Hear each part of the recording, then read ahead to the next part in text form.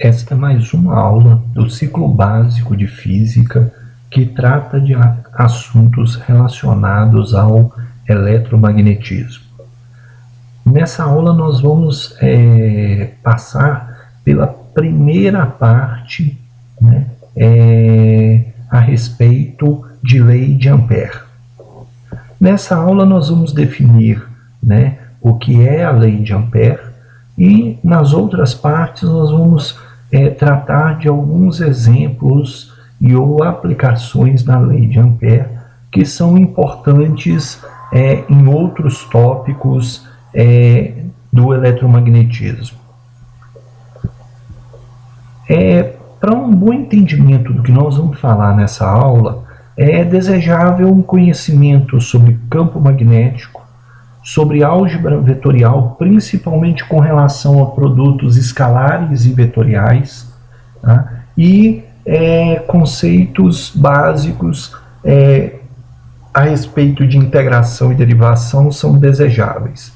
Alguns desses assuntos são abordados em outras aulas que também estão disponíveis neste canal, tá? Por exemplo, como a gente efetua o cálculo de produto escalar e vetorial, existem aulas a respeito desses assuntos e existe um conjunto de aulas a respeito de campo magnético. A respeito de campo magnético, por enquanto existem 5 aulas definidas, é aconselhável que pelo menos as 3 primeiras partes sejam assistidas. Bem, desde o século XIX já se sabia que uma corrente elétrica através de um condutor ele já provocava no seu entorno o aparecimento de campos magnéticos, tá? Então já se sabia que havia alguma possibilidade de se gerar campo magnético a partir de corrente elétrica ou de campos elétricos, tá? A lei de Ampère ela pode ser traduzida por uma equação algébrica que está apresentado nesse slide, tá? Uma integral de circuito fechado de 2 vetores, um vetor campo magnético e um vetor deslocamento infinitesimal ao longo do percurso fechado dessa integral, tá? Essa integração é igual a uma constante μ0, que é a constante de permeabilidade magnética do vácuo, tá?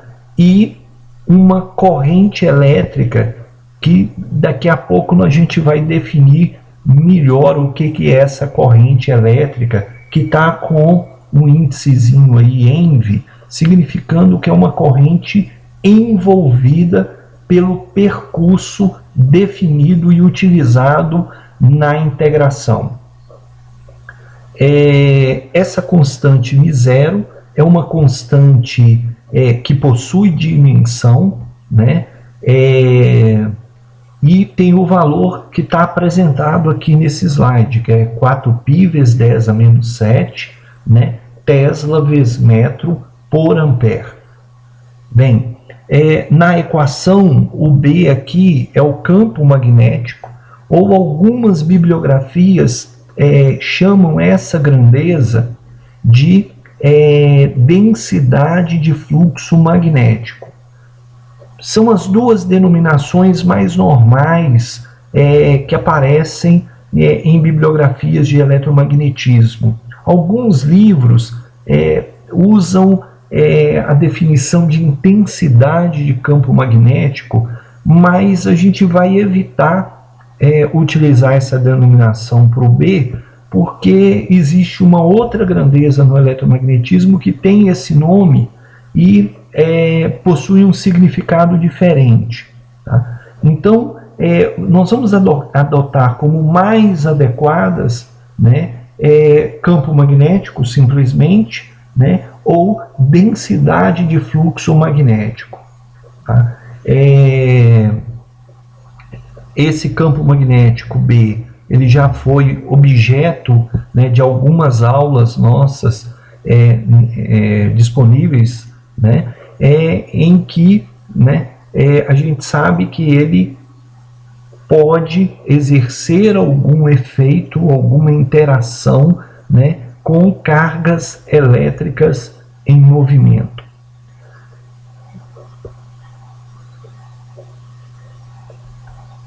Bem, vamos entender o que significa essa equação. Mais uma vez, ela é uma equação obtida experimentalmente. Bem, nós podemos encarar essa equação analisando ela de duas formas. A primeira, né, é a seguinte: vamos imaginar que a gente tem uma região em que temos conhecimento da existência de um campo magnético. Então, essa integral, né, diz que podemos definir nessa região um percurso fechado. E nós vamos percorrer esse percurso fechado de tal forma que em cada ponto, a cada deslocamento infinitesimal, nós vamos efetuar o produto escalar entre o campo magnético que existe nessa região e um vetor dl, que é um deslocamento infinitesimal nesse percurso. Bem, esse dl, como ele é um percurso extremamente pequeno, infinitamente pequeno, né, ele pode ser considerado como uma reta, né? Então esse vetor dl é um vetor que tem um módulo dl muito pequenininho, tá? E tem direção e sentido do nosso deslocamento nesse ponto. Ou seja, ele aponta do início para o fim desse nosso deslocamento infinitesimal.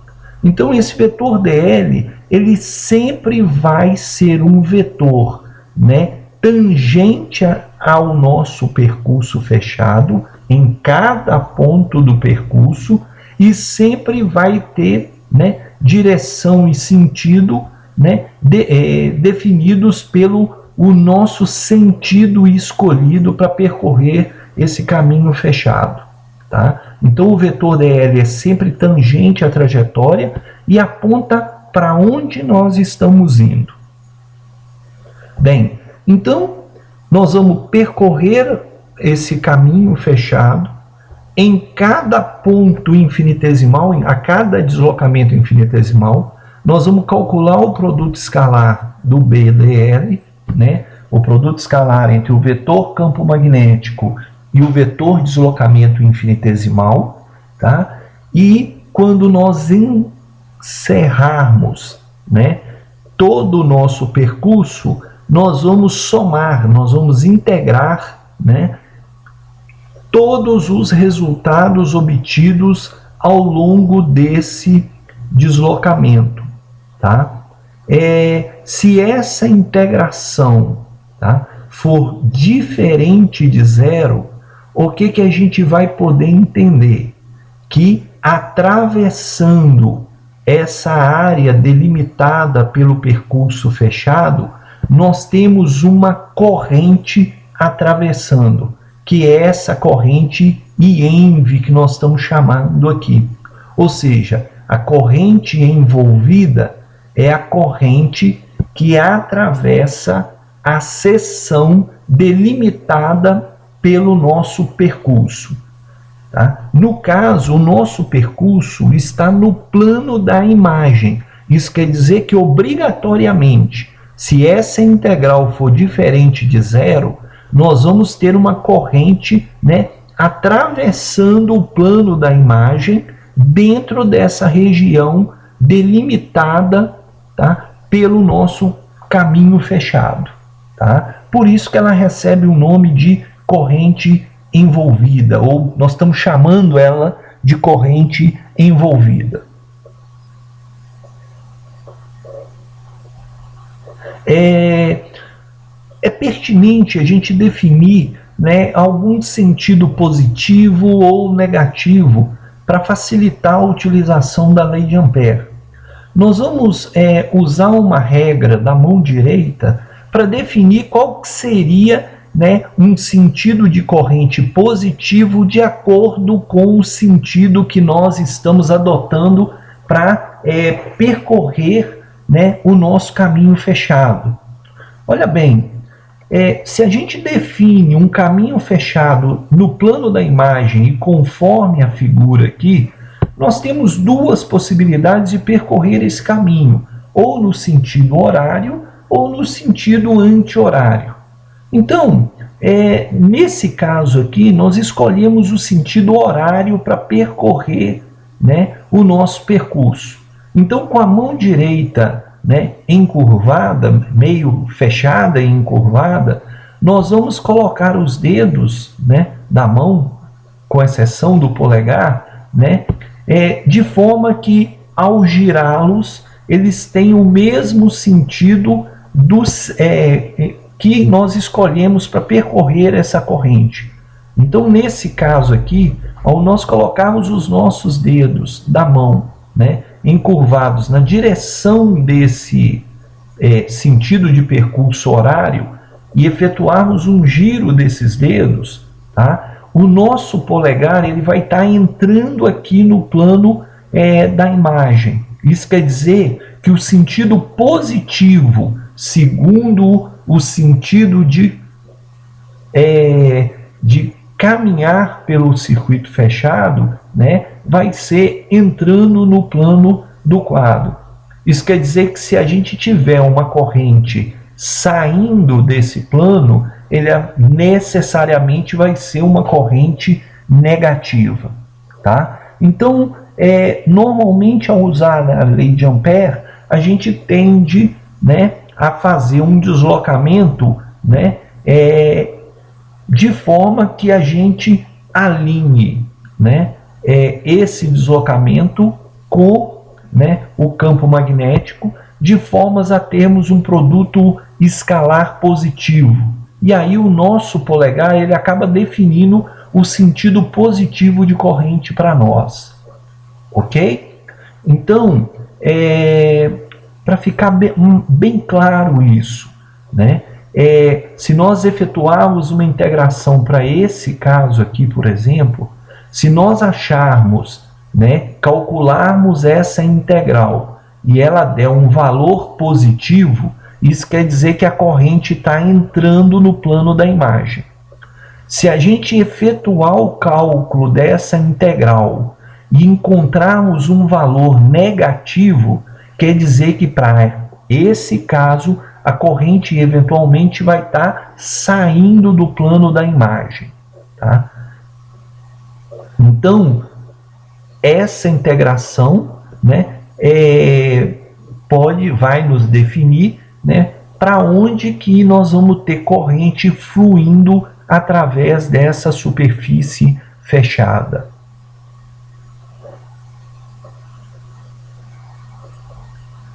Bem, a gente pode entender essa lei de Ampère de uma outra forma, tá? Que é a seguinte: olha, vamos imaginar que nós temos um fio percorrido por corrente elétrica.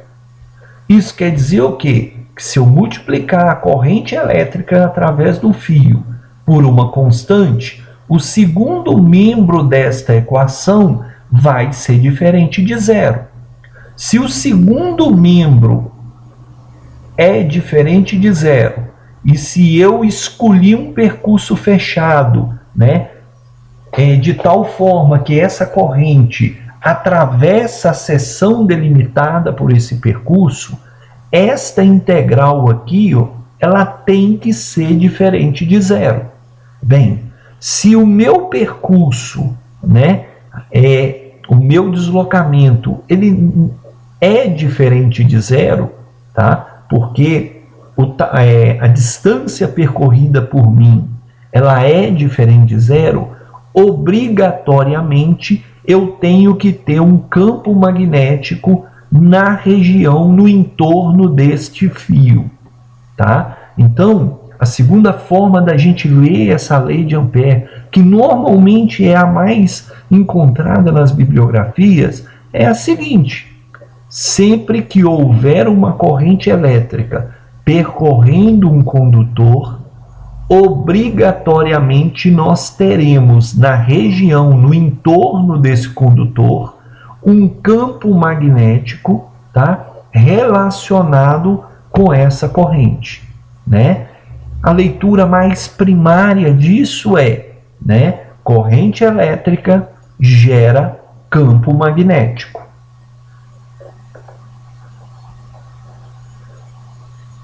Bem, aí entra um problema muito parecido com o que ocorre, né, e que a gente viu quando a gente estudou eletricidade e mais especificamente a lei de Gauss. A lei de Gauss, ela pode simplificar muito, né, a gente obter, né, o campo magnético ou a densidade de fluxo, desculpa, o campo elétrico ou a densidade de fluxo elétrico, se na região, né, ou para o nosso problema, a gente consegue definir uma superfície gaussiana que explora a simetria do problema.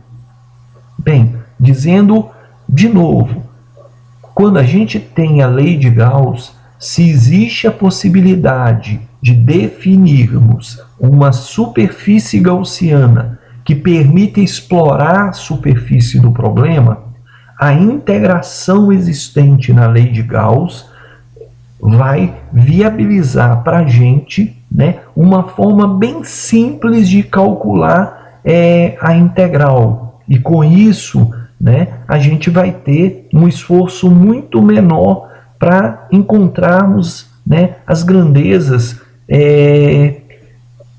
que a gente vai estar procurando ao utilizar essa lei. Tá? A lei de Ampère segue o mesmo raciocínio. Olha bem, se nós definirmos um percurso fechado aleatório, como esse que está desenhado aqui na imagem, tá? Eu não vou ter nenhum relacionamento que pode ser observado ao longo de todo o percurso entre o vetor campo magnético e o vetor deslocamento. Com isso, esse produto escalar ao longo do percurso vai ter uma forma única de cálculo em cada elemento infinitesimal ao longo do percurso fechado. Então a gente vai ter que resolver esse produto escalar para todos os deslocamentos infinitesimais ao longo do percurso, e essa integral vai ser humanamente impossível de ser resolvida. Bem, agora, se a gente consegue definir um percurso, tá, em que o campo magnético é sempre constante, ou tem um módulo constante, para ser mais específico, em toda a trajetória, ou seja, em qualquer ponto do nosso caminho fechado, o módulo do campo magnético é sempre o mesmo. E se ele for sempre paralelo ou antiparalelo ao deslocamento, então o que vai acontecer? Essa integral, em vez de ter que ser resolvida como um produto, né, escalar para cada um dos deslocamentos infinitesimais, tá? Nós vamos poder ter uma fórmula geral para todos os deslocamentos infinitesimais. Isso quer dizer o quê? Nós vamos ter uma única integral com muitos elementos constantes passíveis de serem resolvidos, porque ao invés de trabalharmos com vetores, nós vamos estar trabalhando com módulos e um cosseno de um ângulo, que é um ângulo entre esses dois vetores. Então, a lei de Ampère ela é vantajosa sempre que a gente puder definir, né, um caminho fechado que explore alguma simetria do problema, tá? Como no caso lá da lei de Gauss, a gente vai ter alguns caminhos normalmente possíveis de serem utilizados para problemas muito específicos, tá? Então, para problemas mais gerais, a lei de Ampère ela não é a melhor forma da gente conseguir encontrar informações, por exemplo, do campo magnético no entorno, né, de uma superfície condutora percorrida por corrente elétrica, tá? Mas em problemas em que a gente consegue definir, né, um percurso que explore a simetria, essa equação ela é bem tranquila de ser resolvida.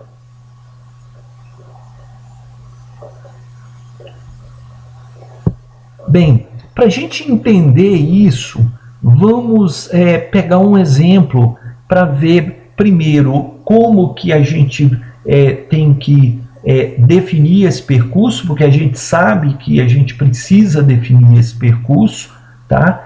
E ver como que a gente utiliza a equação da lei de Ampère para poder efetivamente encontrar o campo magnético no entorno de um fio percorrido por corrente elétrica. Bem, nesse primeiro exemplo, vamos ver um caso bem simples, que é um fio longo e retilíneo, né, percorrido por uma corrente elétrica. Nesse desenho, né,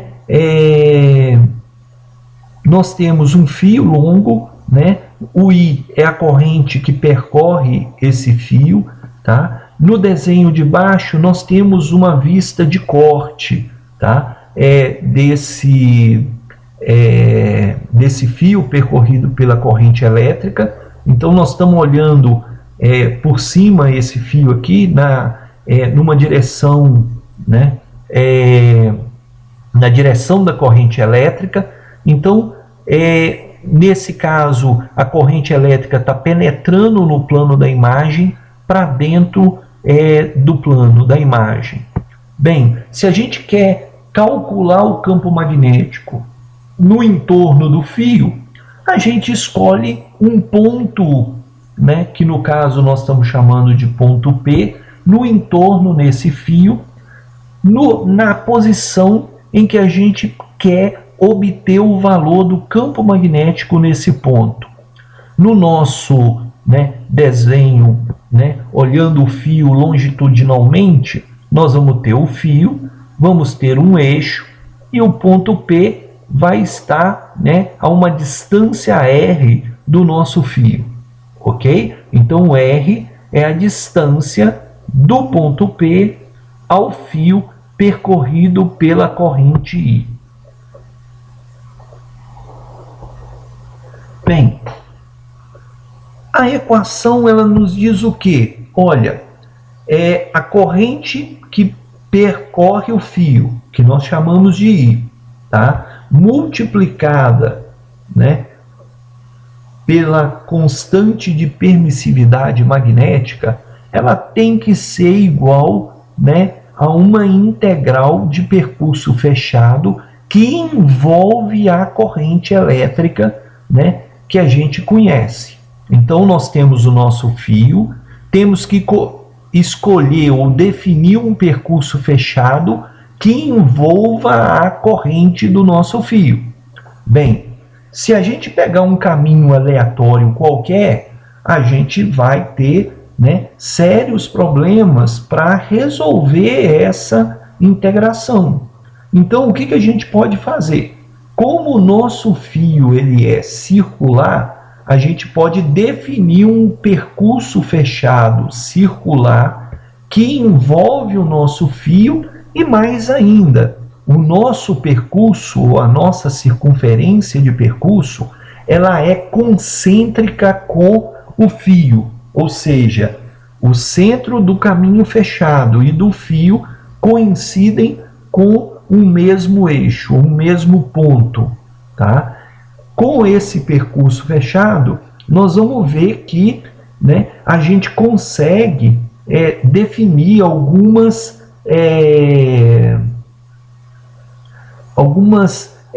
operações que vão facilitar muito a nossa vida. A primeira coisa é a seguinte: experimentos revelam que, né, quando a gente tem um fio percorrido por corrente elétrica, pontos equidistantes do fio, tá, sempre possuem o mesmo módulo de campo magnético. Tá? Então, se a gente definir uma circunferência, tá, concêntrica com o fio, o módulo do campo magnético em qualquer ponto no entorno, né, sobre uma circunferência concêntrica, né? Desculpa, deixa eu repetir. A prática nos diz que, se nós definimos uma circunferência concêntrica com fio percorrido por corrente elétrica, tá? Em qualquer ponto dessa circunferência, o campo magnético sempre tem o mesmo módulo. Isso quer dizer que o módulo do campo magnético varia, né, com a distância, né, do ponto ao centro do fio. Tá? Outra coisa que também é conhecido, né, ou é conhecida, que existe uma regra também utilizando a mão direita que nos permite definir o sentido, a direção e sentido do campo magnético no entorno, né, de um fio. Né? Essa regra diz que a gente envolve o fio com a mão direita, de tal forma que o polegar fica apontado na direção em que a corrente está fluindo, ou sentido positivo da corrente. Os dedos encurvados, né, vão nos dar a direção e o sentido do campo magnético. Tá? Então, nesse caso aqui, ó, polegar, como a corrente está entrando, o polegar entra no plano desse quadro, da imagem, né, e os dedos vão girar no sentido horário. Então, o campo magnético sempre vai ser tangente a essa trajetória, né, em cada um dos pontos. Vejam bem, o vetor campo magnético varia ao longo do percurso, porque em cada ponto nós temos um vetor, né, com direção e sentidos diferentes. Mas o módulo, né, do campo magnético nesse entorno, né, devido a resultados experimentais, sabe-se que é o mesmo. E nós vamos explorar isso no nosso problema. Nessa figura de baixo, nós estamos vendo o mesmo fio, né, só que nós fizemos um corte aqui, de forma que nós estamos olhando o fio agora de lado. Né? Nós temos a corrente fluindo, nós temos dois pontos equidistantes, né, do fio, mas diametralmente opostos, né? E pela regra da mão direita, se de um lado, né, eu tenho o campo magnético saindo, né, do plano da imagem, necessariamente no outro o campo magnético vai estar entrando no plano da imagem. Né? Polegar na direção da corrente, dedos encurvados cobrindo, nós vamos ver que os dedos vão estar, né, ao girarem no entorno do fio, né, vão estar saindo, né, nessa parte superior da figura e entrando na parte inferior da figura. Então, nós temos aqui as duas visões de um mesmo fio, né, e de uma mesma região, né, com dois pontos de vista diferentes. De novo, essas figuras aqui buscam deixar bem claro, né, que em cada posição nós vamos ter um campo magnético com direção e sentido diferentes, mas, né, o módulo desses vetores sempre vai ser o mesmo. Bem, como a gente observou, nós temos que definir um percurso fechado. Nós escolhemos um percurso, né, que é uma circunferência, um círculo, concêntrico com um fio, tá? A gente sabe, por resultados experimentais, qual é a direção e o sentido do campo magnético, e a gente tem que escolher também um sentido para percorrer esse nosso caminho fechado definido, tá?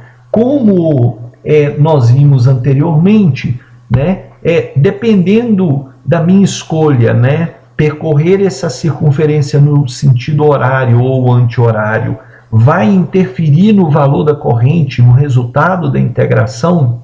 Por padrão, o que nós vamos escolher? Nós vamos escolher sempre percorrer essa circunferência na direção do campo magnético. Então, o nosso DL sempre, né, por padrão, nós vamos escolher ele com a mesma direção e sentido, né, do campo magnético. Bem, por que isso? Isso vai nos permitir encontrar uma corrente positiva, tá? Se a gente escolhe um sentido de deslocamento, né, efetuamos a integração e obtemos uma corrente negativa, isso quer dizer para nós, na prática, que o sentido que nós escolhemos para percorrer o nosso caminho fechado era oposto ao campo magnético na região. Somente isso. Ou seja, foi uma escolha, né, não quer dizer errada, né, mas simplesmente que nós escolhemos um percurso contrário à direção e sentido do campo magnético na região.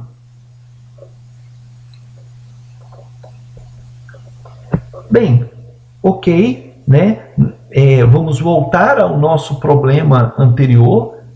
Lembrando, escolhemos o nosso percurso fechado em forma de circunferência, porque a gente sabe que, né, a uma mesma distância r, em que o r é o raio dessa circunferência, nós sempre vamos ter o mesmo módulo de campo magnético. Escolhemos um sentido de percurso de tal forma que, né, o nosso percurso e o campo magnético, ou seja, o nosso vetor dl, tá, e o vetor campo magnético em cada ponto da nossa trajetória fechada sempre vão ter mesma direção e sentido, ou seja, o ângulo entre o B e o DL sempre vão ser os mesmos, né? Com isso, o que vai acontecer? Em vez de a gente trabalhar com vetores aqui, a gente pode trabalhar, né, com o módulo desses dois vetores e com, né, o ângulo entre esses vetores. A gente tem um problema bem mais simples para poder trabalhar. Tá? Então, conforme dito, né, se a gente escolher o deslocamento na mesma direção do campo magnético, nós vamos obter um resultado de corrente positiva. Tá? Se a gente optasse, aqui no caso, por percorrer no sentido oposto ao definido aqui na figura, a gente ia achar, né, o valor dessa integral aqui, ó, negativo. Tá? Sinal negativo, para deixar bem claro, ele está nos dizendo que o nosso sentido de percurso foi escolhido de forma que o nosso deslocamento sempre foi oposto ao campo magnético.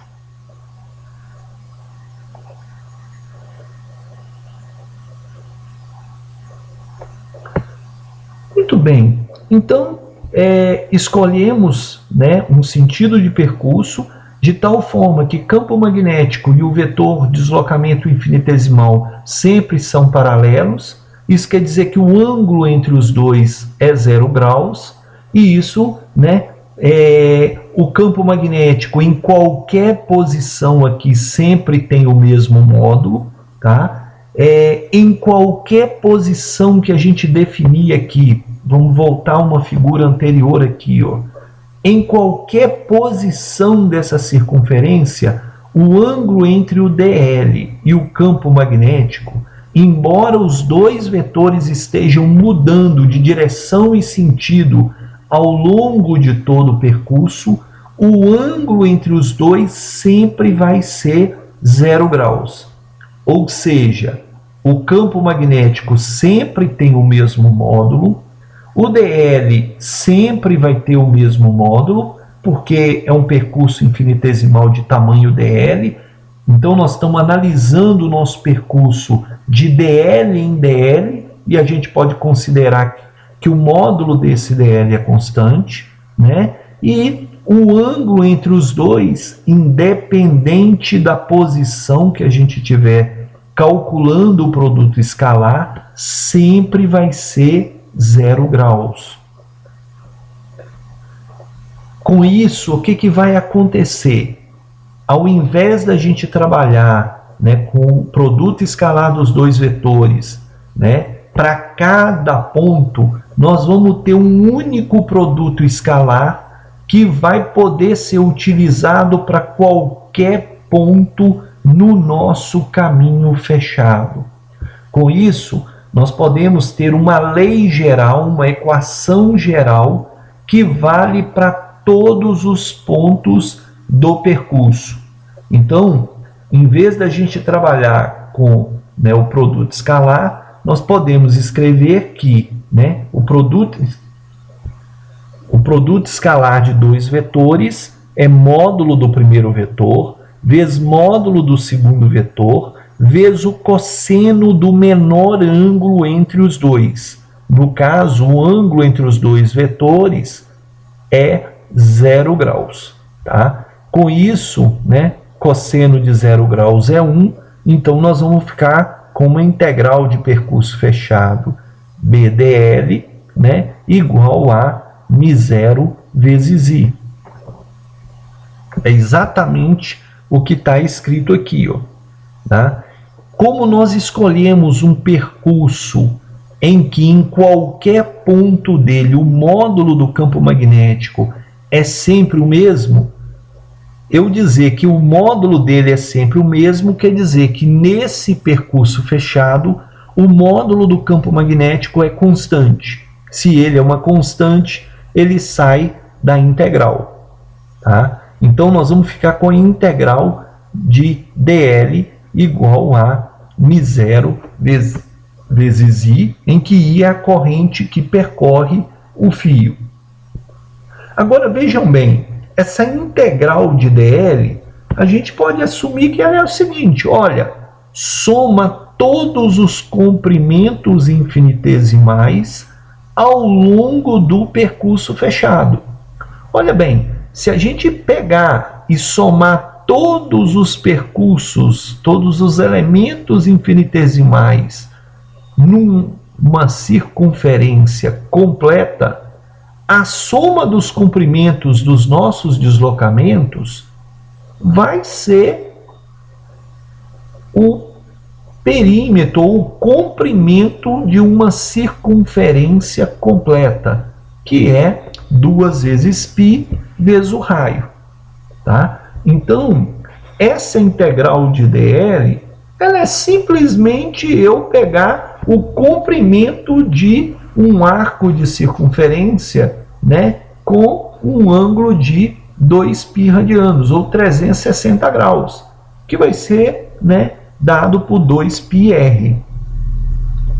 Passando 2πr por segundo membro, nós temos que, né, o campo magnético, o módulo do campo magnético, né, numa região em que a gente tem um fio longo e retilíneo percorrido por corrente elétrica, é igual a μ0 vezes a corrente, dividido por 2π vezes r, em que r é a distância do ponto em que a gente quer calcular o campo magnético ao fio. Tá?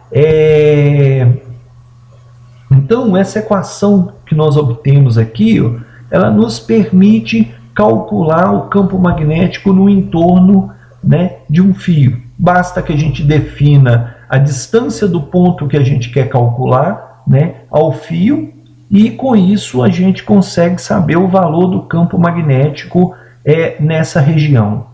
Só um detalhe que é importante a gente destacar. Essa equação normalmente vale para fios longos e retilíneos. Tá? Quando a gente tiver um fio curto, esta equação tem uma boa precisão se o ponto onde a gente quer calcular o campo magnético está próximo do fio e mais na região central dele. Então, se a gente não estiver trabalhando com um fio de comprimento infinito, né, essa fórmula vai funcionar para a região próxima ao fio, mais perto do meio de seu comprimento. Tá? Em regiões mais próximas às pontas, nós vamos ter algumas distorções de campo, e essa fórmula obtida aqui nesse desenvolvimento, ela já vai perder bastante a sua precisão.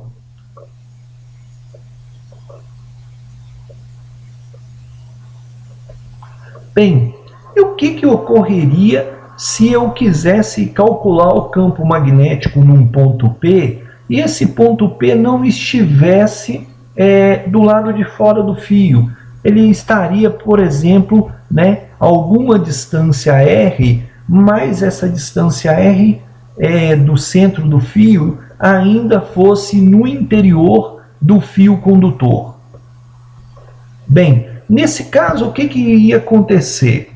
O nosso percurso fechado, devido à necessidade da gente explorar a simetria, continua sendo um percurso fechado, circular, tá? Porque a gente sabe que, para uma mesma distância do centro do fio, o módulo do campo magnético sempre é constante. Então, nós vamos definir o nosso percurso como uma circunferência cujo centro coincide com o centro do fio. Nós vamos percorrer essa circunferência da mesma forma que a gente fez no outro problema, tá? Só que agora nós temos um detalhe.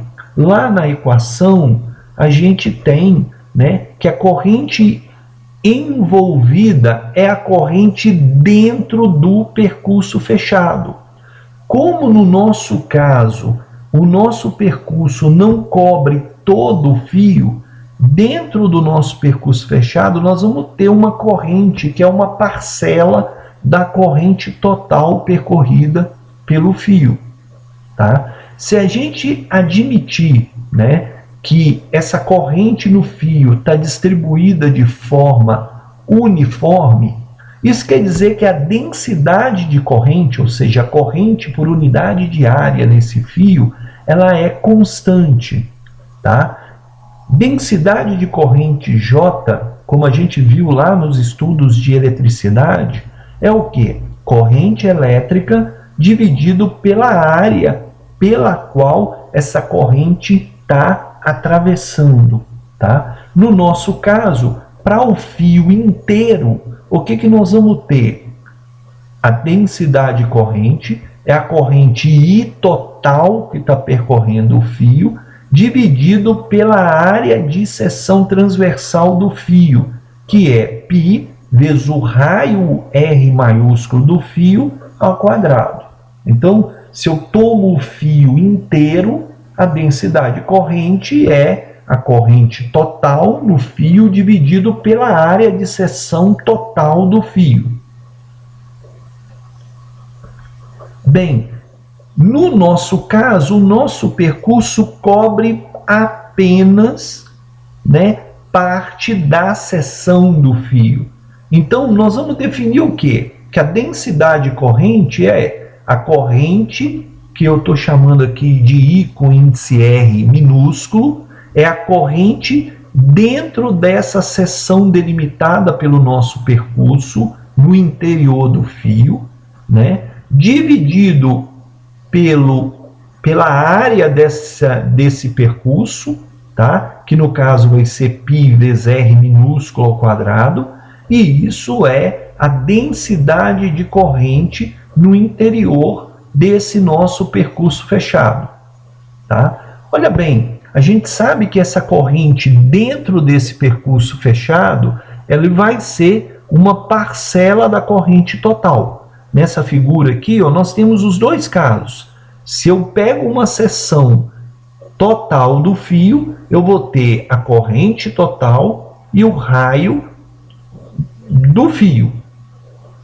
Se eu pego uma parcela, uma seção menor, mas ainda concêntrica com o centro do fio, a densidade de corrente vai ser o quê? A corrente que efetivamente atravessa essa seção, que é um IR, que é menor do que o I do fio todo, dividido pela área da seção, que é π vezes R minúsculo ao quadrado. Agora vejam bem, se a corrente está distribuída de forma uniforme por todo o fio, a densidade de corrente tem que ser constante. Se a densidade de corrente é constante, né, a gente pode igualar essas duas equações, né? Ou seja, a equação de densidade para o fio todo, né, a densidade de corrente para o fio todo, tem que ser a densidade de corrente para parcelas do fio, né, de seções do fio, melhor dizendo. Com isso, nós vamos ter o quê? Uma fórmula que relaciona a corrente dentro de uma seção menor do fio com a corrente total e as dimensões, né, do fio e do raio da nossa seção menor. Então, nessa equação aqui, a gente pode, né, encontrar qual é a corrente no interior de um fio, né, através de uma seção concêntrica com o centro, né, de raio R minúsculo, sabendo que a corrente no fio é I e o raio de seção do fio é R maiúsculo. Tá? Bem, então, essa corrente envolvida aqui, ó, é a corrente envolvida que aparece lá na lei de Ampère. A corrente lá na lei de Ampère não é a corrente que atravessa uma seção delimitada pelo nosso percurso fechado. Neste caso, o nosso percurso fechado delimita uma seção circular menor no interior do fio. E agora a gente sabe como calcular essa corrente envolvida, tá? Assumindo que a densidade de corrente é constante. Bem, aí a gente pode utilizar a lei de Ampère. A lei de Ampère diz que o produto escalar, né, de BDL é μ0 vezes a corrente envolvida. Né? Na transparência anterior, nós vimos que a corrente envolvida é a corrente total do fio vezes vezes o quadrado do raio do nosso percurso fechado, dividido pelo raio total do fio, tá? Bem, de novo aí a gente volta, né? Por que a gente escolheu o percurso circular concêntrico? Porque nele, em qualquer ponto, o módulo do campo magnético é sempre o mesmo, e o ângulo entre o campo magnético e o deslocamento infinitesimal sempre é 0 graus. Tá? Com isso, nós temos uma única equação que serve para qualquer segmento ao longo do nosso percurso fechado. Né? O produto escalar pode ser calculado por módulo do primeiro ângulo, vezes módulo do primeiro vetor, no caso, módulo do campo magnético, módulo do segundo vetor, que é módulo do DL, vezes o cosseno do menor ângulo entre os dois vetores, que no caso, o ângulo entre B e DL sempre vai ser 0 graus em qualquer trecho do nosso percurso. Cosseno de 0 graus é 1. Campo magnético, como ele tem o mesmo valor em qualquer trecho do nosso percurso fechado, a gente pode assumir que ele é constante. Se ele é constante, ele sai da integral, né?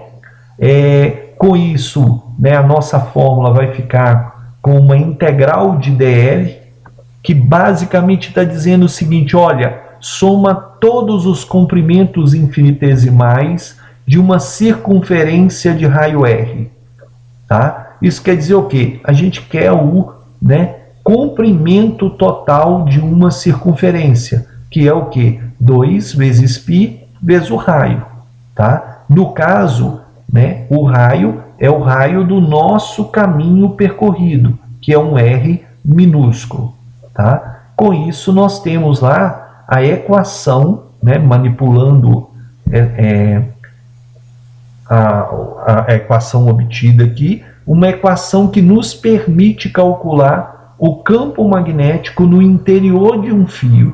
Tá? A gente precisa saber qual é a posição, né, de um ponto com relação ao centro do fio, a distância entre um ponto e o centro do fio. Esse ponto é o ponto onde a gente quer obter o valor do campo magnético, dividido por 2π vezes R ao quadrado, em que o R que aparece no denominador é o raio do nosso fio.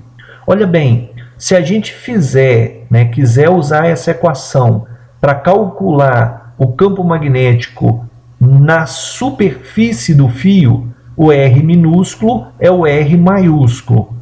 Nós vamos simplificar essa equação e nós vamos cair na equação válida para um fio longo e retilíneo. Tá? Nós vamos ter 2π μ0i sobre 2πr. Muito bem. Então, só para deixarmos bem claro, tá? A equação da lei de Ampère é essa equação, né? Com essa integração. Tá? É um produto escalar. Para ser facilmente resolvido, a gente tem que olhar no problema a possibilidade de definir um percurso que, ao longo dele todo, ou pelo menos de parcelas dele, né, a gente tem o campo magnético constante, tá? O ângulo entre o campo magnético,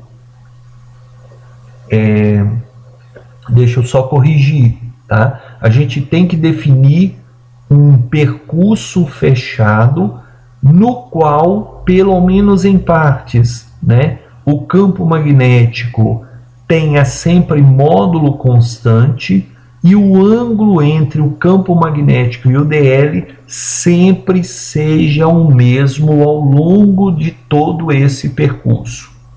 Nós vamos ver em outras aulas a respeito, né, de usos e considerações sobre a lei de Ampère que, né, esse percurso ele vai depender da simetria do condutor sendo percorrido por corrente elétrica.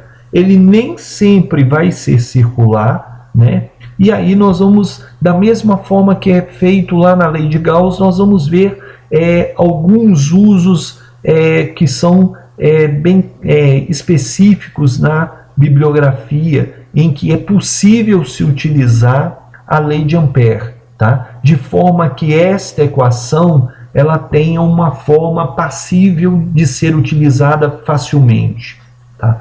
Em outros problemas, tá, é impossível eu resolver essa integral de forma fácil, e aí existe uma outra lei que vai ser fruto de uma outra aula, né, foco de uma outra aula, que é a lei de Biot-Savart, que é uma equação mais geral para cálculo de campo magnético numa região qualquer do espaço, devido a um condutor sendo percorrido por corrente elétrica. Tá? Na sequência, nós vamos ver um outro exemplo, né, em que nós não temos simetria, mas existe a possibilidade de explorarmos resultados para um único fio. Tá? E nós vamos ver outros casos em que a gente tem percursos fechados que não são circunferências. Nós vamos tentar cobrir algumas dessas possibilidades, né, e definir quando que é possível e como que a gente utiliza essa lei de Ampère em outras situações. Nós vamos encerrar por aqui. Aí qualquer dúvida, qualquer observação, como sempre, né, é sempre bem-vindo para a gente tentar melhorar a qualidade desse material. Obrigado.